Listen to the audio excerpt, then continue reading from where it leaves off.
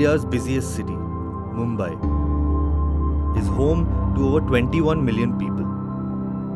A city that has forever attracted India's vast population and generates countless jobs, revenue, opportunities, dreams, aspirations, and glamour.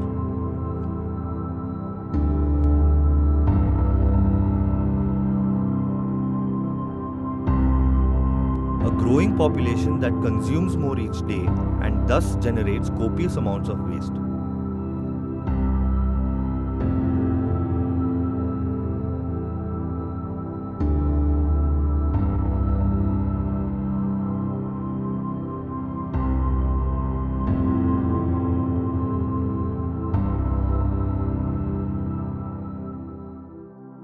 Mumbai city alone generates more than 400 tons of plastic every day, and which is a big challenge. Plastic is everywhere, not just in the land or landfills, but also in the oceans and the beaches of Mumbai, for example. What was found that even 1 square meter of the beach in the coastal part was containing 69 different varieties of plastic. So you can imagine it was hitting the beaches. Of course, it was leading to issues like flooding because of choking of the drains when we had storm water. And plastic itself is a pollutant in terms of releasing microplastics which bioaccumulate. A problem faced by this city, though not unique to it, has been that of managing the waste generated.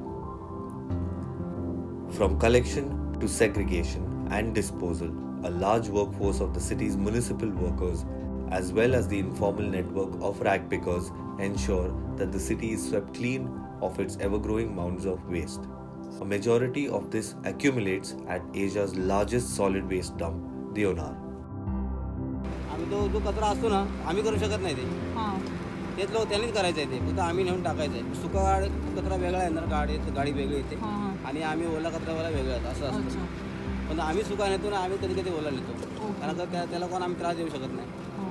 80% करतात लोक, पण 20% पण जास्त करून मोठे जे आहेत ना buildings, जे सुशिक्षित लोक आहेत ते व्यवस्थित करतात. One constituent of this waste is plastic, a notorious material that rose quickly to fame due to its durability, ease of manufacture, low cost of production, wide range of applications, and its ability to meet the needs of the packaging industry standards.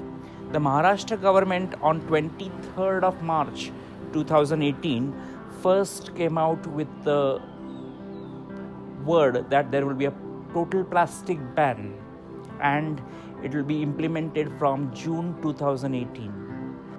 Every year on 5th of June, the World Environment Day is celebrated. This year the host country was India and the theme was ban plastic pollution. There are societal problems that we are dealing with, and one of them is the need to feed 7 billion people on this planet. So the problem, contrary to what we think, is not the amount of agricultural area that is there. It is more the problem of ensuring that the food that is cultivated in this agricultural area reaches the right people. And this is where packaging plays a very crucial role. Again, it is not to say that plastics are the only solution for packaging, but when we analyze what plastics bring to the table in terms of their efficacy and the cost factor in terms of packaging, you will find it extremely difficult to do away with these. Indiscriminate use of the material and a lack of discipline in the way it is disposed has led to a large number of problems in Mumbai and across the world. Plastic, when we waste it, finally reaches the landfills or the beaches. And in the landfills, they degrade over a period of time. In the degradation process, you get a lot of release of micropollutants, including microplastic, greenhouse gas emissions, so that's one impact. In the coastal areas, when the plastic is there, then it is ingested by fish, for example, and that bioaccumulates and it results into not just contamination of the food chain, but also the fish kills. And the unknown part is that we still need to learn about the long-term impacts, how these pollutant releases happen from degrading plastic. So that's the difficult part. Over the last 40-50 years, the consumption of plastics has become a challenge in terms of its disposable. Indiscriminate use of plastics under the pretext of lightweighting and cost reduction, and this has led to the widespread development of products like disposable foam trays, disposable spoons, forks, then all sorts of shopping bags, and the notorious among them is the thin bag, which floats in the air. It's an eyesore and is the major cause of pollution in the environment and also in the atmosphere. 5 gyres, that is islands of plastics, are floating around the world. Single use and throw culture which exists in Asian countries, this has caused the widespread migration of these materials into the Great Pacific that reef. The United Nations has set the trigger or the alarm bell that it is no longer a planet, it's a plastic planet. We in the plastic industry have a message: plastics do not litter, people do. The ban has been met with mixed reactions, though, in a first, this move was welcomed by a majority of producers, vendors, and consumers of fast moving goods that primarily use single use plastics. Single use plastics, as the word itself means, is you use and throw, like straws. The single use plastic definition will have to think of the real ways of what items to include or not to. हो, गिरायकाला त्रास झालाय पण मला नाही. माझा फायदा झाला. माझे रोजचे 300 रुपये वाचतात. हो, आता 4-5 दिवसापूर्वी पण फाईन पडली. 5,000 रुपयाच्या कमी फाईन नाही. नहीं, अभी तो कुछ नहीं किया. सब गिरायक अपना कपड़े का थैली लेके आते हैं. बहुत अच्छा हो गया. जो थैली अपना पैकिंग आ रहा है टी शर्ट का, उसमें ग्राहक को पब्लिक को दे रहे हैं. पब्लिक को ज़्यादा प्रॉब्लम हो रहा है थैली, तो इसके लिए BMC ने बंद कर दिया है. इसके लिए वो थैली में यही पैकिंग में मैं दे रहा हूँ, मतलब पब्लिक को प्रॉब्लम नहीं होनी चाहिए.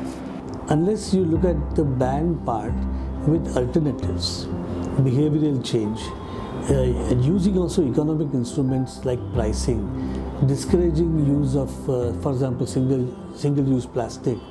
I think all this put together along with the ban, only then we'll see results. The packaging companies have been given a mandate to try and be a part of this process of mitigation of the rampant discarding of plastics. EPR policy, that is the Extended Producers Responsibility Policy, will be in force, which is mandated by the 2016 rules, whereby all the brand owners and the manufacturers, whatever plastics they produce and are keep giving in the market, they have to set up a mechanism to collect it back. But the bigger question looming large upon the industry is whether banning plastic is the only solution, and more importantly, is it a sustainable one? The cost of producing bioplastics is exorbitant today, and that's the reason why it hasn't attained a scale like a normal polyethylene or a normal polypropylene film, which is used for food and beverage packaging, cosmetics packaging, so on and so forth. Polylactic acid chemically is very identical to PET, which is used for as a rigid packaging for carbonated soft drinks, beverages, mineral water. But the cost is at least 7 to 8 times that of a conventional PET bottle. Also, there is the issue of the carbon footprint on manufacturing alternate materials. Paper, which seems to be a convenient alternative, of course, it does score on the front of biodegradability, but then it is a very water-intensive manufacturing process, and it's also one of the most highly polluting industries when you look at manufacturing in terms of the effluents. Sustainability comes when you actually see a behavioral change in the people, which is very difficult.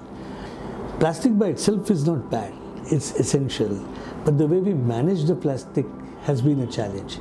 There are always more ways than one when looking at a problem. A young entrepreneur in Pune, he collected over 80 tons of the banned flex banners. He made bags for the school children and upscaled them. So this is also a novel idea. There's another company in Delhi called Yash Papers, and they have introduced a total replacement for thermocol trays, food trays, which is now being adopted by the Indian Railways. It's a compostable tray which is made from bagasse, which is a naturally occurring material. So that really qualifies as a true bioplastic material in the sense that it is derived from a biological origin. While in use, The claim is that it serves the purpose for which it is intended, and once you discard it, it goes into the waste stream, it degrades on its own within 8 to 12 months. PET is an extremely environmentally friendly material, which after disposal can be collected, recycled into a secondary application like a textile material. The classic example which has been established is the case of the Mumbai Indian t-shirts, which were derived from used bottles. Even the Manchester United jersey was developed from used PET bottles. Plastic India Foundation, the apex body of plastic associations in India, we did a small step in this direction. You have these mineral water bottles, 1 liter plastic bottles.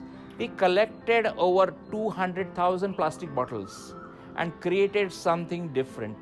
We created the world's largest t-shirt made out of 100% plastic waste.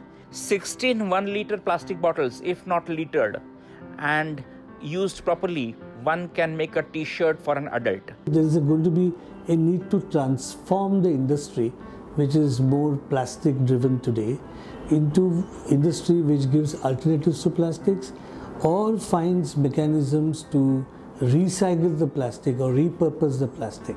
Our mindset towards littering has to change, and that if we segregate at source, if we do not litter, it will solve most of our issues.